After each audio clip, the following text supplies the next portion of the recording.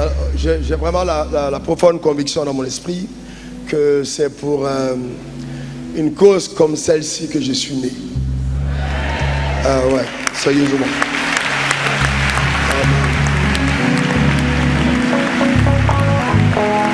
Alors, nous sommes à la 3e édition de Sommet mondial de la création des richesses et je pense qu'elle va être la meilleure.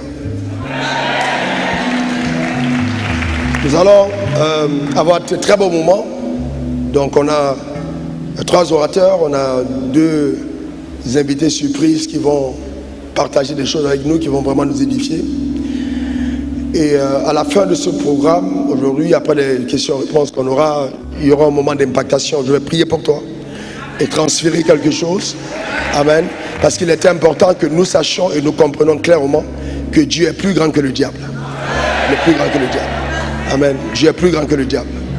Et donc, voilà. Donc, nous allons prier. Et je vais partager avec toi tout à l'heure 12 vérités fondamentales qui vont attirer la richesse dans ta vie. Lève ta main vers le ciel. Et répète après moi ces paroles de tout ton cœur. Mon Père, mon Dieu, mon Créateur, j'ai levé ma main dans le ciel. Parce que je crois que tu existes et que tu es capable d'accomplir ce que ta parole annonce. Je te sais capable de bénir, de guérir, de transformer, d'élever, de délivrer, de positionner pour ta gloire n'importe quel homme qui croit en toi sur la terre des hommes. En ce jour, je déclare solennellement que je suis connecté à l'autel parce que je crois en ta capacité de faire de moi un acteur économique important, incontournable dans ma génération. Mon attente est grande. Oh Dieu, je paye le prix pour que ton nom sur cette terre soit glorifié et élevé. Utilise-moi pour ta gloire. Relâche ta gloire sur ma vie. Je suis décidé. Je ne mourrai pas pauvre. Je n'ai pas d'alliance avec le diable, avec l'enfer, avec la pauvreté. Ce jour, je proclame solennellement que le divorce avec la pauvreté est acté. C'est terminé. C'est terminé. C'est terminé. Je suis ici pour accéder à la richesse abondante que Dieu promet à ceux qui lui font confiance. J'annonce donc et je voudrais que le ciel, la terre, la mer, les forêts m'entendent. Moi, tu cites ton nom ou faux, je suis résolu, déterminé à créer de la richesse et créer de l'influence dans ma génération. J'établis fermement que ma vie n'est plus la même par la foi à partir d'aujourd'hui. Je le crois fermement. C'est au nom de Jésus, le Rédempteur, que j'ai déclaré ces paroles avec autorité au nom de Jésus. Amen, amen et amen. Acclame très très fort. Amen. Alors, la singularité avec moi, quand je parlais avec le Seigneur de cette rencontre encore, la singularité, c'est pas simplement que j'enseigne sur la création des richesses, mais c'est que je suis ouin, c'est-à-dire mandaté par Dieu pour le faire. Donc, ce n'est pas juste des enseignements que je donne, je viens de la part du Seigneur. Mes enseignements sont strictement basés sur la parole de Dieu, sur les rencontres personnelles que je fais avec lui, et il m'a envoyé pour pouvoir délivrer les captifs de la pauvreté et permettre à chacun de posséder son héritage et d'accomplir librement son appel sous le soleil. Est-ce que ça va? Acclamons très fort Jésus. Amen. Je vais prier. Mon Père, mon Dieu, je vais te rendre grâce pour ta fidélité. Merci pour ces moments bénissants. Merci pour ces hommes et ces femmes que tu t'es choisis, ceux qui sont ici en présentiel, ceux qui sont probablement en route, ceux qui sont connectés en direct. Je prie vraiment, de par ta grâce que tu donnes à chacun, d'entrer dans la connaissance révélée, une autre dimension de la connaissance, que le Saint-Esprit vienne au secours de chacun pour amplifier mes propos, rendre davantage clair toute parole qui sortira de ma bouche, et que chargée de puissance et de grâce, cette parole apporte la liberté, cette parole provoque vraiment un mouvement de foi dans l'homme intérieur, et que les actions conséquentes soient posées par chacun dans le nom suprême de Jésus. Père, je veux te bénir pour ton onction sur ma vie. Que ton nom soit glorifié pour ce moment. Au nom de Jésus, j'ai prié. Quelqu'un dit amen 3 fois. Acclame encore très très fort ton Seigneur. Amen. Tu peux t'asseoir dans sa glorieuse présence. Alors, je vais enseigner comme premier orateur le premier enseignement que je donne brièvement sur les 12 vérités fondamentales qui vont attirer la richesse dans ta vie. 12 vérités fondamentales qui vont attirer la richesse dans ta vie. Alors, je voudrais premièrement faire savoir à tous que les enseignements que tu reçois ce matin ne sont pas des simples théories. Elles sont la conséquence d'une expérience pratique. C'est-à-dire que ce ne sera pas un aveugle qui conduit un aveugle, ou alors simplement des choses que j'ai lues quelque part pour venir te les donner. Non. Non. Bien plus, c'est une connaissance expérimentale qui va te permettre vraiment d'aligner ta vie au dessein suprême de ton Créateur. Vous savez, quand on parle de richesse, certaines personnes sont gênées, je veux même dire excessivement gênées. Et le drame, c'est de se rendre compte que ceux qui sont les plus gênés sont ceux qui vont à l'église. Comme si, quand on avait parlé d'église, on a associé l'église avec la pauvreté. Et ça, c'est pour moi quelque chose d'effroyable. Je voudrais vous montrer que certains textes de la parole avant de commencer. Ésaïe 60, verset 5, regardez ce qui est écrit. Et ce sont des textes prophétiques qui se rattachent à la situation de l'église à la fin des temps. Est-ce qu'on peut lire tout ça à haute voix? 1, 2, 3. Tu tressailleras alors et tu te réjouiras et ton cœur bondira et se dilatera quand les richesses de la mer se tourneront vers toi, quand les trésors des nations viendront à toi. Le texte est clair. Voyez-vous, la Bible dit les richesses de la mer se tourneront vers toi, les trésors des nations viendront à toi.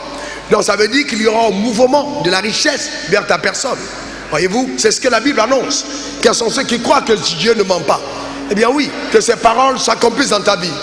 Ta manière de dire Amen m'embête. Chaque fois que tu dis Amen, ça veut dire ainsi soit-il. Amen. Et les anges interviennent en ta faveur afin que cette vérité soit expérimentée par toi. Ésaïe 60, verset 11. Regarde ce qui est écrit. Ésaïe 71. Ok? Tes portes seront toujours ouvertes. Elles ne seront fermées ni de jour ni de nuit, afin de laisser entrer chez toi les trésors des nations et leurs rois avec leur suite. Ok? Donc, ce sont les prophéties qui sont rattachées à l'église de la fin des temps. AG 2, versets 6 à 9. AG 2, versets 6 à 9. AG 2, 6, 9. Car ainsi parle l'Éternel des armées. Encore un peu de temps, et j'ébranlerai les cieux et la terre, la mer et le sec. J'ébranlerai toutes les nations. Les trésors de toutes les nations viendront, et je remplirai de gloire cette maison, dit l'Éternel des armées. L'argent est à moi, l'or est à moi, dit l'Éternel des armées. La gloire de cette dernière maison sera plus grande que celle de la première, dit l'Éternel des armées, et c'est dans ce lieu que je donnerai la paix, dit l'Éternel des armées. C'est tellement clair. Regardons aussi Exode 3, versets 21 à 22. Quand le peuple d'Israël voulait sortir d'Égypte, et nous sommes dans l'ancienne alliance, il dit: je ferai même trouver grâce, c'est Dieu qui parle à Moïse, à ce peuple aux yeux des Égyptiens, Et quand vous partirez, vous ne partirez point à vide. C'est Dieu qui le dit dans l'ancienne alliance. Vous ne partirez point à vide. Continuons la lecture. Il dit, chaque femme demandera à sa voisine et à celle qui demeure dans sa maison des vases d'argent, des vases d'or et des vêtements que vous mettrez sur vos fils et vos filles. Vous dépouillerez les Égyptiens. Exode 12, verset 36. L'Éternel fit trouver grâce aux yeux des Égyptiens. Pour trouver grâce au peuple, aux yeux des Égyptiens, qui se rendirent à leur demande et ils dépouillèrent les Égyptiens. Romains 4, verset 13. En effet, ce n'est pas par la loi que l'héritage du monde a été promis à Abraham et à sa postérité, mais c'est par la justice de la foi. Clairement, Dieu dit que l'héritage du monde a été promis à Abraham. Pas simplement l'héritage du ciel, mais du monde. En d'autres termes, toutes ces prophéties que nous avons lues, tous ces textes de la parole de Dieu s'adressent à nous qui sommes les saints, les enfants d'Abraham. Donne-moi ton meilleur amen. Donc il n'est pas normal, je dis encore, il n'est pas normal qu'on te fasse croire que être pauvre est une bénédiction. Jamais, pas du tout. Alors pas du tout. Je te donne 12 vérités fondamentales qui vont attirer la richesse. En fait, les choses vont devenir extrêmement faciles à ton égard. Par rapport à avant, tu auras comme l'impression que tu es porté par un vent de faveur. Parce que je vais te dire que la connaissance que tu as crée une prédisposition dans le règne spirituel pour te permettre d'accéder à ce que la vérité annonce. Première vérité, la connaissance est la porte d'accès à l'univers de la richesse. La connaissance est la porte d'accès à l'univers de la richesse. Vous n'accédez pas à la richesse sans la connaissance. Et c'est dramatique, vraiment dramatique. Parce que beaucoup d'entre vous, vous avez prié, vous avez jeûné, vous connaissez tous les types de prières et de jeûnes. Mais cependant, on n'accède pas à la richesse parce qu'on prie. Parce qu'en jeûne, on accède à la richesse parce qu'on connaît. Donc la connaissance est le piédestal qui te permettra d'accéder à la richesse. La connaissance. C'est fondamental, la connaissance. Et je vais vous dire, en termes de connaissance, il y a 3 dimensions de connaissance. Il y a la connaissance humaine, dont certains d'entre nous et vous sont diplômés pour, peut-être même agrégés, docteurs, etc., j'en passe. Mais la connaissance humaine, cette connaissance académique est une connaissance humaine. Et la connaissance humaine n'est pas parfaite.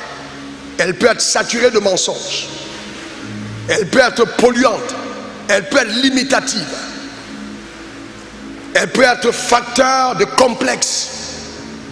Parce que beaucoup d'entre nous, l'éducation que nous avons reçue et même le fondement de notre limitation nous empêche de pouvoir avoir des perspectives divines. Voyez, en ce qui concerne notre épanouissement sur la terre. Nous aurons le temps d'en parler. Parce que ça, c'est l'introduction pour situer exactement ce qu'on va voir aujourd'hui. On a la deuxième connaissance qui est la connaissance divine. La connaissance divine. La connaissance divine prend son appui sur la parole de Dieu. Nous connaissons la parole de Dieu. La connaissance divine. Par exemple, nous avons par exemple aujourd'hui nos enfants qui vont à l'école, ceux qui fréquentent en Occident. On leur dit que dans tous les cas, il n'y a pas de sexe. On parle de la théorie du genre. C'est quand ton enfant grandit qu'il choisit quel est le sexe qui lui convient. D'accord? Et ça, on va être diplômé d'avoir appris des mensonges. Alors que la connaissance divine nous situe sur la vérité à notre sujet. Donc c'est très important. Cette connaissance est fondamentale. Vraiment fondamentale. Et troisième connaissance, elle est la connaissance révélée. Cette connaissance, eh bien, je voudrais vous dire avec fierté que ceux qui connaissent Dieu doivent être heureux. Heureux. Parce qu'en fait, cette connaissance, il n'y a que le Saint-Esprit qui te la donne. C'est la connaissance révélée. C'est cette connaissance qu'avait un jeune homme appelé Joseph quand il est arrivé en Égypte, alors qu'il a été vendu par ses frères. La Bible dit de Joseph que quand il arrivait dans la maison de Potiphar, la prospérité l'accompagnait. Alors qu'en fait, Joseph n'avait ni voiture, ni maison, ni femme, ni terrain, ni propriété, rien du tout. Mais la Bible dit la prospérité l'accompagnait. Pourquoi? À cause de la révélation qu'il avait obtenue de Dieu. Il y a des connaissances, quand Dieu te les donne, tu es condamné à mourir riche. Oh, ta manière de dire amen m'embête. Et je voudrais prophétiser sur toi ce matin en disant que le Saint-Esprit ouvre tes oreilles spirituelles afin que la connaissance qui te soit accordée soit une connaissance révélée et qu'elle vienne briser le joug de la pauvreté sur ta vie de façon générationnelle. Ta manière de dire amen m'embête. Je parle d'une liberté de la pauvreté générationnelle. C'est-à-dire, après cette connaissance, dans ta lignée, on ne parlera plus jamais du mot pauvreté. Parce que Dieu aura accompli quelque chose d'extraordinaire. Oh, ta manière de réagir me dérange. Donne-moi encore ton meilleur amen. Et oui, c'est très important que nous le comprenions. Cette connaissance révélée est celle qui a propulsé ma vie, qu'on observe et le dit en toute humilité. Quand on voit le parcours, quand on voit d'où je viens, en 1999 et 2000, je touchais 15 000 francs CFA à Abidjan, c'est-à-dire à peu près 25 € 30 $. C'était mon salaire pendant 2 ans. Et que commençant les affaires en 2007, en 2002, en 2007, j'ai eu mon premier milliard. C'est vraiment quelque chose d'étonnant. Et il y a pratiquement 19 ans aujourd'hui que j'ai eu mon premier milliard et je suis resté stable. Ma femme me faisait remarquer hier la compile des programmes organisés, la masse financière dépensée partout dans le globe. Ma passion pour Dieu n'a pas changé. Mon amour pour Dieu n'a pas changé. Mon humilité envers les hommes n'a pas changé. Et je vais vous dire que l'argent n'a pas le pouvoir de te changer si ton cœur a été visité par Dieu. Amen. Clair et net, frères et sœurs. Vous voyez donc, c'est très important. Cette connaissance est fondamentale. Il est important de connaître. Le drame, c'est que nous ne sommes pas enseignés au sujet de l'argent. Nous avons plutôt des alertes du genre, tel a eu de l'argent, ça lui a causé des problèmes, mais nous ne sommes pas enseignés. Si l'argent était un problème, si la richesse était un problème, Dieu aurait créé l'homme, il l'aurait placé dans le désert du Sahara, en disant tu restes au désert, parce que c'est là que tu vas t'épanouir. Mais ce n'est pas ce que Dieu a fait. Bien au contraire, il a placé l'homme dans le jardin d'Éden. Donc Dieu a créé l'homme comme il a voulu et il veut l'homme comme il a créé. Riche, épanoui, fort, prospère, puissant, dominateur. Donne-moi encore ton meilleur amen. Et ceci est ton partage, que personne ne te mente ou te séduise. Dieu te rendra capable d'y accéder. Cette vérité est tienne. Donne-moi encore ton meilleur amen. C'est clair et net. Donc voyez-vous, c'est la première vérité. D'accord? On accède à la richesse par la connaissance. Donc il faut connaître. Il faut connaître. C'est bon l'onction qui te fait tomber. C'est bon. Amen. Toutes les prophéties. Oh, Dieu m'a montré. Dieu m'a montré. Mais je te garantis, elles ne vont jamais t'amener à l'abondance. Ce qui t'amène à l'abondance, c'est la connaissance. Il faut affectionner la connaissance. Il faut poursuivre la connaissance. Il faut rechercher la connaissance. Et ça, si on ne fait pas attention, fréquenter la communauté peut être un facteur d'aliénation. Parce que nous pensons que si nous prions, alors nous avons accès à tout. Ce n'est pas vrai. On aura le temps de le voir. Deuxième vérité fondamentale qui va attirer la richesse dans ta vie. La richesse a une origine. Il faut le noter. La richesse a une origine. La découvrir est un avantage. La richesse a une origine. La découvrir est un avantage. C'est un avantage. C'est un avantage. La richesse a une origine. Elle ne vient pas de nulle part. Il y a quelqu'un qui a créé la richesse. Elle a une origine. Donc, découvrir que la richesse a une origine est un avantage. Psaume 24, verset 1. Regardez ce qui est écrit. À l'Éternel, la terre et ce qu'elle renferme, le monde et tout ce qui l'habite. Donc, Dieu a créé la terre et tout ce qu'elle renferme. Donc, que ce soit l'or, que ce soit le diamant, la bauxite, le cacao, manganèse, pétrole et toutes ces choses de la terre appartiennent à notre Dieu. Donc c'est qu'à Dieu. Dis à ton voisin, toute la richesse appartient à Dieu. C'est lui le créateur. C'est lui le créateur. Le créateur, c'est Dieu. Troisième vérité, Dieu est le propriétaire légitime. Il est le propriétaire légitime de la richesse. Il est légitime, propriétaire légitime. Et le seul qui te donnera d'accéder à la richesse sans te compromettre s'appelle Dieu. Sans qu'il y ait des incidences négatives dans ta vie ou ta famille, s'appelle Dieu. Ah oui, vous savez, le diable s'est levé contre l'église. Et vous comprenez pourquoi, quand vous avez compris l'affaire de Geoffrey Epstein, vous voyez que les gouvernants de ce monde La majorité d'entre eux, ces hommes puissants que vous admirez matériellement, mais qui n'ont pas Jésus et qui se moquent de ta venue à l'église, certains d'entre eux sont cannibalistes. Cannibales, ils mangent des hommes, ils boivent la chair humaine. Ils sont obligés de se livrer à toute forme de choses infâmes pour accéder à l'argent. C'est terrible et affreux et même scandaleux. Et ce sont eux qui sont sur vos pages. Vous dites, ouais, mais pourquoi vous donnez l'argent à l'église? Que donner l'argent à l'église? Mais attends, entre donner l'argent à l'église et aller manger la chair humaine, entre donner l'argent à l'église et aller sodomiser les enfants de 7 ans et 8 ans, qu'est-ce qu'il y a de plus intéressant? Écoutez attentivement, faites attention, faites très attention, faites très attention. Le diable est énervé à cause de l'église que Dieu est en train de susciter à la fin des temps. Tu fais peur à l'enfer. Tu fais peur à l'enfer. Vous voyez, quatrième vérité fondamentale, la richesse est créée pour un but. La richesse est créée pour un but. Dieu a créé la richesse pour un but. Il faut réfléchir. Pourquoi est-ce qu'il a créé la richesse? Il a créé la richesse pour un but. Est-ce que vous savez qu'au commencement, Dieu n'a pas créé la richesse pour qu'on aille à l'église? Il n'a pas créé la richesse pour qu'on fasse des offrandes. Il a créé la richesse pour que l'homme soit épanoui, que l'homme vive heureux. Pour que Dieu veut ton bonheur.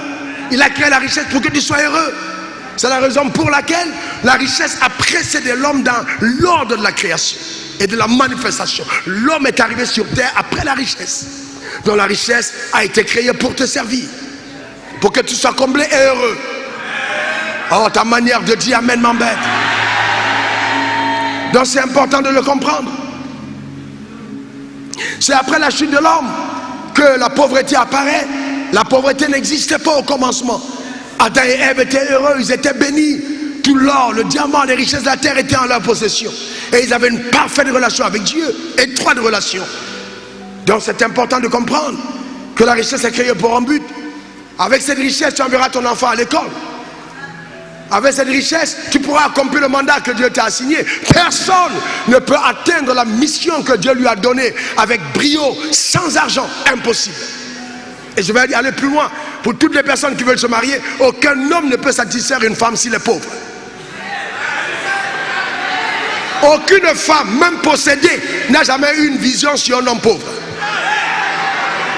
Même possédée. Même possédée. Elle ne peut pas venir te voir pour dire, pasteur, Dieu m'a dit que tel homme, c'est mon mari. Même possédé. Si elle n'a pas vu quelque chose qui promet un avenir glorieux, jamais une femme ne s'attachera à un homme pauvre. Donc, écoutez, et puis, vous lisez toute la Bible, jamais Dieu n'a identifié son nom à un pauvre. Jamais. Dieu aime les pauvres, mais il ne se colle pas à la pauvreté. Jamais. Jamais. Jamais. Jamais de la vie. Il dit, je suis le Dieu d'Abraham, le Dieu d'Isaac et le Dieu de Jacob. Tel est mon nom pour l'éternité. Les trois étaient riches. Les trois étaient riches.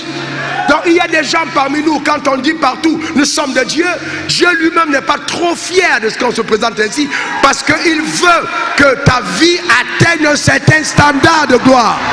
Et ce programme permettra que tu atteignes ce niveau.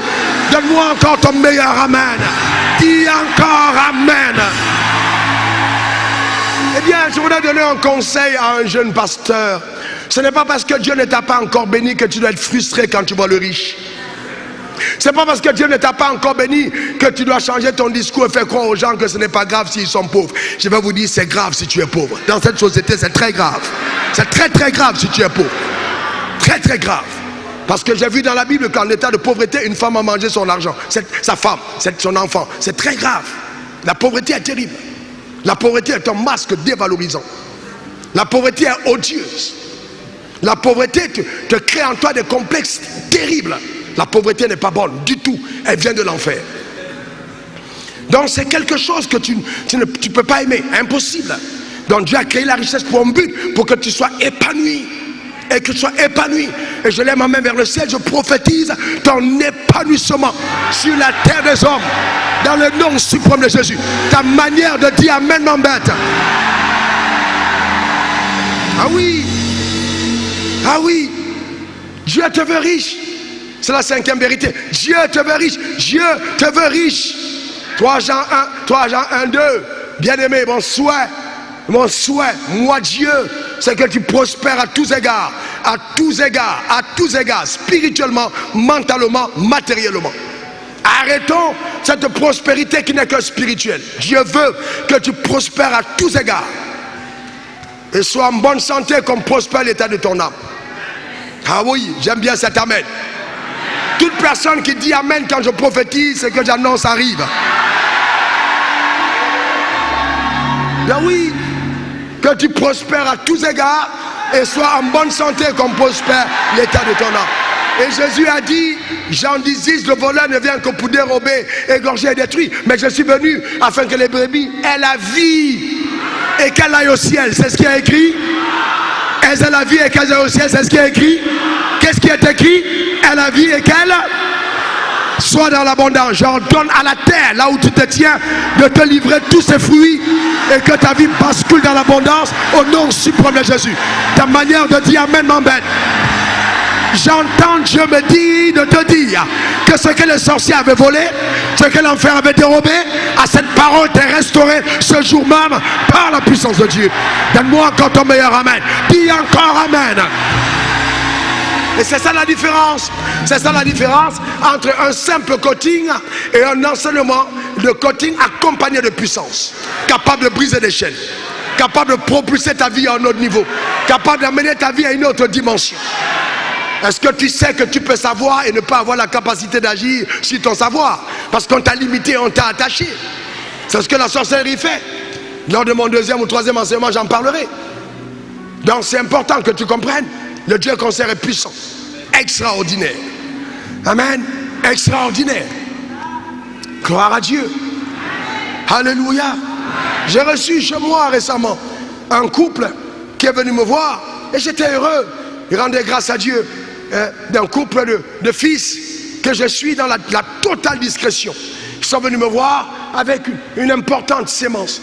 Ils ont apporté une sémence de 50 millions. Ils m'ont dit, pasteur, nous sommes heureux, nous sommes bénis. Dieu nous a donné d'atteindre le palier des milliards. Nous sommes milliardaires aujourd'hui. Et ça ne fait pas 10 ans. Dieu est puissant. Dieu est incroyable. Est-ce que vous savez que quand vous dressez vos oreilles et vous écoutez un homme qui a vécu une expérience, cette onction descend sur vous et vous en vivez la même. Que la grâce que Dieu m'a donnée s'intensifie dans ta vie de façon véritable au nom suprême de Jésus. Tu ne mourras pas pauvre. À la fin de cet enseignement, je vais te faire la différence entre un homme qui parle et un homme qui dit.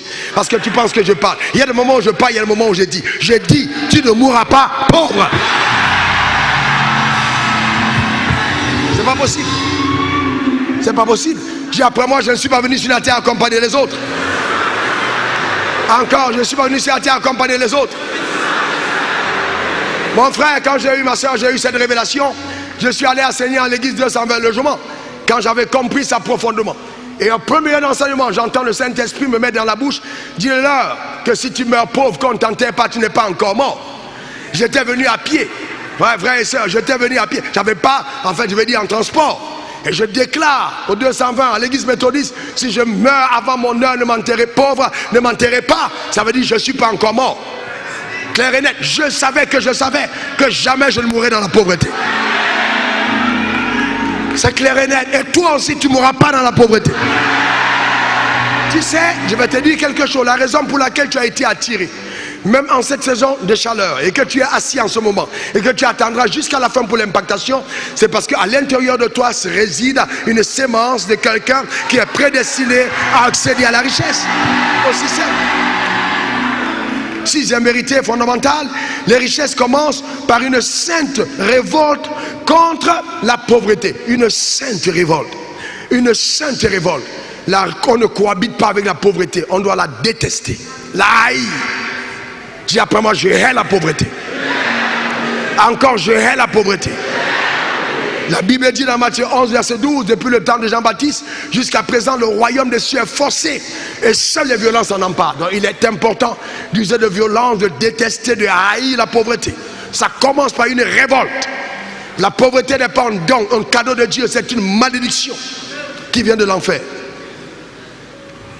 Elle est la conséquence de la colère de Dieu contre l'homme après sa déchéance.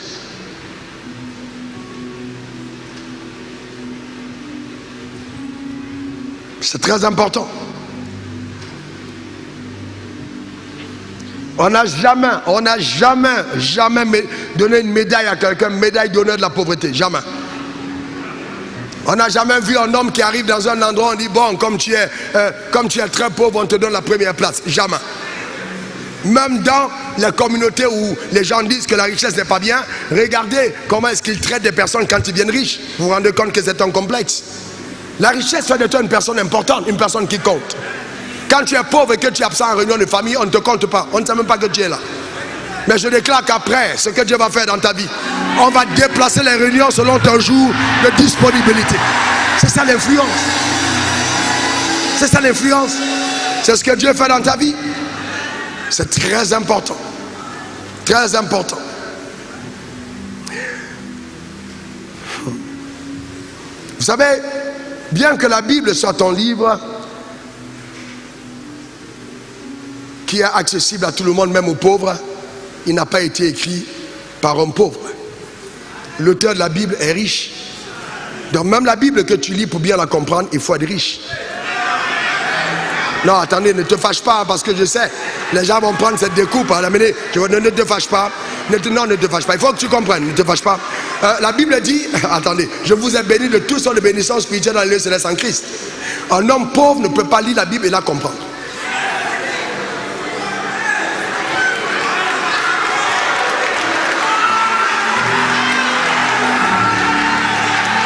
Un homme pauvre ne peut pas lire la Bible. Je dis, tu ne peux pas lire la Bible pauvre, tu la comprends. Et il y a des choses dans la Bible que tu ne comprends pas quand tu es pauvre. Celui qui a écrit la Bible a écrit avec un esprit riche. Pour ceux qui ont fait la littérature, l'interprétation d'un texte, voyez-vous, va avec l'âme de l'auteur. Donc celui qui a écrit la Bible, qui l'a dicté, c'est un homme riche, un être totalement riche dans cette Bible. C'est pour ça que c'est le seul livre de l'univers. Aucun autre livre ne peut te donner la possibilité de transformation comme la Bible. C'est pour ça que tu peux ouvrir la Bible pauvre, quand tu la fermes, tu deviens riche. Celui qui regarde dans la Bible malade, quand il ferme, il devient guéri. Vous voyez, la Bible est puissante parce qu'elle a été écrite avec l'âme de quelqu'un de riche et de fort. Donc son esprit est dans la Bible. Je répète encore, la Bible n'est pas un livre de pauvres. Ce n'est pas un livre de pauvres. Si Dieu t'a demandé de lire la Bible, c'est qu'il sait que tu es un homme riche. C'est qu'il sait que tu es une femme riche. Ce n'est pas un livre de pauvres.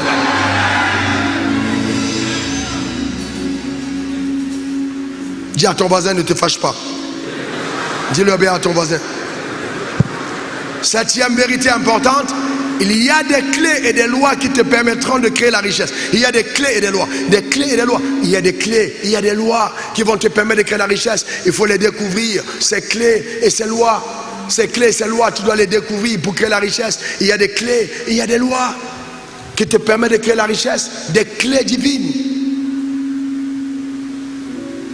Dans le monde francophone, la majorité des riches que vous voyez ont pillé les caisses de l'État. C'est pas comme ça qu'on devient riche. L'escroquerie de toutes ces formes, c'est pas comme ça qu'on devient riche. On ne devient pas riche. Je parle à une femme qui n'est pas ici en montrant son corps sur internet. Non. Non, c'est pas. On ne devient pas riche de cette manière. Dieu n'a pas envie de te dévaloriser pour te bénir.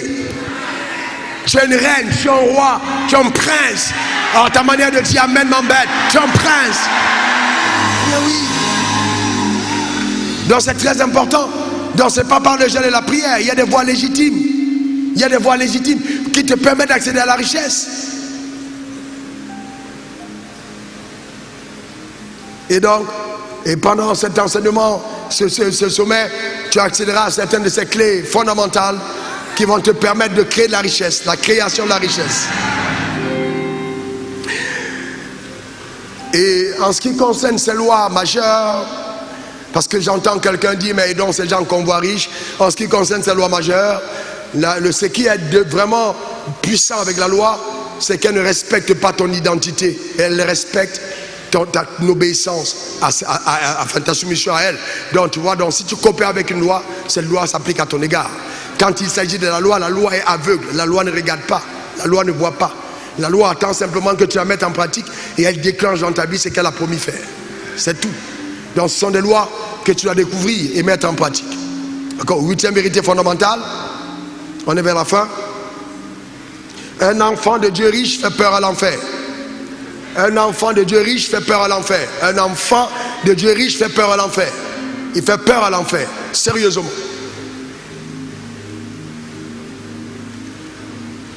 Alors, lors des dernières élections présidentielles au Cameroun, j'avais fait des affiches en disant je suis candidat. Et donc, c'était un teasing qu'on faisait juste parce qu'il y avait un programme qui arrivait après. Alors, j'ai été contacté par certaines personnes très influents dans le pays qui m'ont dit, vous savez, tel opposant, on n'a pas peur de lui parce qu'on sait qu'il n'a pas les moyens de sa politique. Tel autre, on n'a pas peur de lui parce que... Quand ils ont cité tous les opposants, ils me ont dit, toi, en ce qui te concerne, nous te demandons de ne pas poser ta candidature parce que nous savons que tu as les moyens nécessaires pour pouvoir mener la campagne si tu veux la mener. Donc, quand tu es riche, tu es craint et tu es respecté. Tu es respecté. Ils m'ont dit frontalement. Et donc, alors, frontalement. Et quand je suis arrivé, on partait du Cameroun à un programme. On avait garé le jet, on a bloqué le jet pendant près de 2 heures de temps. Alors pour moi c'était un signal clair hein, on était en train de me donner un avertissement. Que nous on a des méthodes. Si tu veux attaquer au pouvoir, on est capable de te descendre. Mais en fait, moi ça me faisait rire. Amen, parce que sans être au pouvoir, toi et moi on est déjà au pouvoir. Nous régnons. Nous régnons. Ah, ta manière de dire amen m'embête. Nous régnons. Donne-moi ton meilleur amen. Nous régnons. Amen, nous régnons. On n'a pas besoin d'aller s'asseoir au palais pour régner. Nous régnons déjà. Toi et moi, nous régnons sur cette terre. Donne-moi ton meilleur amen. Amen, très important. Nous sommes des rois. Nous sommes des rois. Donc, juste pour vous dire que quand vous êtes riche, la richesse fait peur à l'enfer. L'enfer a peur. L'enfer redoute la richesse. La richesse entre ta main est capable d'être extrêmement dévastateur vis-à-vis de l'enfer. Donc, il faut que tu saches que Satan le sait. Et c'est ce qu'il pense. Et c'est pourquoi il va s'attaquer à toi de façon terrible. Terrible. Terrible. Comme je dis, il y a des assemblées, des églises où Satan dit, allez-y, priez là-bas. Allez-y, priez là-bas. Lui-même, il fait l'évangélisation, il les envoie là-bas. Pourquoi? Parce qu'il sait que quand ils vont entrer là-bas, on va leur dire, attendez le ciel, attendez le ciel, attendez le ciel. Satan n'a pas peur d'un croyant qui attend le ciel. Parce que tu n'es plus un témoin. En fait, tu dévalorises l'évangile. Quand tu dis j'attends le ciel, en fait, même pour l'évangile, tu deviens une honte. Parce que tu n'es plus en selle, tu n'as plus d'influence. Et même pour le royaume des cieux, on se dit, mais qu'est-ce qu'il attend? Mais qu'est-ce qui se passe? Qu'est-ce qu'il fait avec la grâce qu'il a reçue? Tu deviens donc un relais de Satan au milieu des scènes. Donc ça veut dire que par ta vie, Satan fait l'évangélisation aux autres en disant, regardez à quoi ressemblent les chrétiens où vous voulez aller là. Le voilà. Regardez Tanti Adjo, regardez le frère Zacharie, regardez comment ils sont. Mais je déclare que quand on va citer ton nom, l'enfer va trembler. Oh, ta manière de dire amen m'embête. Donne-moi ton meilleur amen. Dis encore amen. L'enfer va trembler. La richesse fait peur à l'enfer.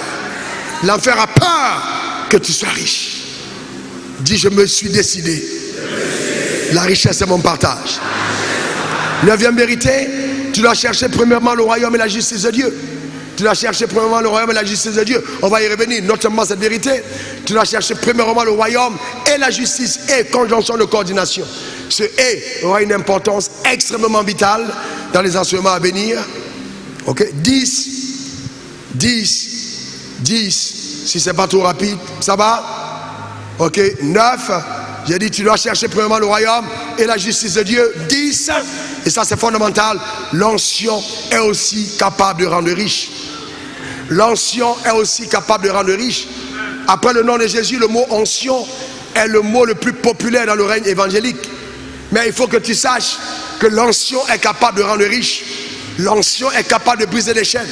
L'onction est capable de te propulser et de te porter dans la richesse.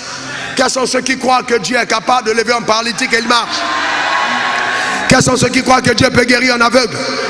Levez la main. Moi j'ai vu des fous guéris. J'ai vu des aveugles voir. J'ai vu un mort ressuscité ici à Abidjan. Mon propre père, j'ai prié pour lui, mort, il est revenu à la vie. Alors je veux te dire, j'ai vu la puissance de Dieu intervenir. Mais si Dieu peut, par sa puissance, relever un mort, entrelever un mort et rendre quelqu'un riche, qu'est-ce qui est plus difficile? Qu'est-ce qui est plus difficile? Qu'est-ce qui est plus difficile?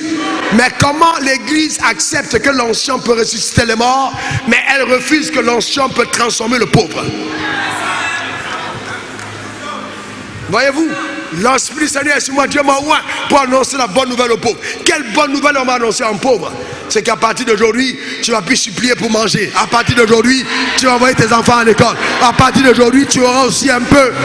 À partir d'aujourd'hui, amen, tu vas choisir ton repas. À partir d'aujourd'hui, tu auras de quoi payer ton loyer. À partir d'aujourd'hui, tu pourras aussi construire une maison. À partir d'aujourd'hui, tu pourras aussi t'acheter ta voiture.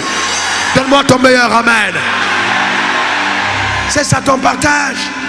Eh bien oui, l'ancien peut rendre riche.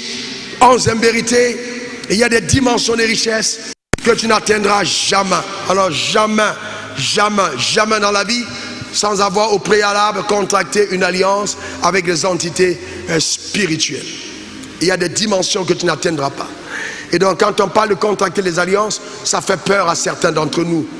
Mais nos pères ont bâti leur vie sur le principe de l'alliance. Un croyant qui est inconscient de l'alliance est inconscient de ses avantages. L'alliance est un avantage.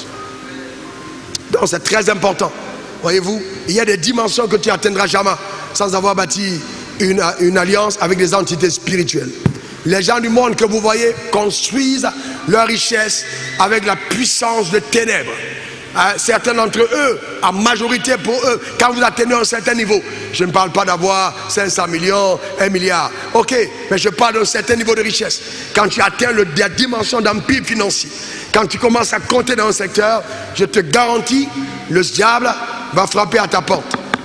Pour que tu montes dans un certain palier, il y a des alliances à contracter. Mais si Satan peut faire contracter des alliances à ses enfants, il a été diplômé de l'académie de formation de Dieu. Donc il a appris de Dieu comment ça marche. Et c'est la photocopie, la contrefaçon qu'il enseigne à ces gens. Dieu lui-même, avant de lever un homme, il va construire une alliance avec cet homme.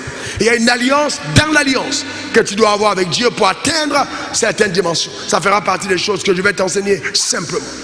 Je dis bien simplement. Et tu verras que ça marche. Et en dernière vérité, la volonté de devenir riche, et ça c'est un dernier point, la volonté de devenir riche, il faut bien comprendre ça, point numéro 12, à elle seule ne suffira jamais pour que tu y parviennes. La volonté de devenir riche, à elle seule ne suffira jamais pour que tu y parviennes. Le cimetière est rempli de personnes qui voulaient devenir riches, mais qui sont morts pauvres.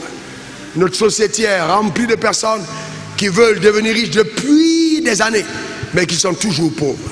Et donc, je voudrais donc te faire comprendre que la suite des enseignements que nous aurons vont te donner des clés te permettant à accéder aux rêves que Dieu a placés dans ton cœur en toute légitimité.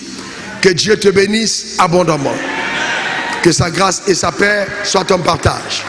C'était juste pour introduire ce que nous allons vivre en cette très belle journée. Est-ce qu'on peut acclamer le Seigneur pour la... Amen.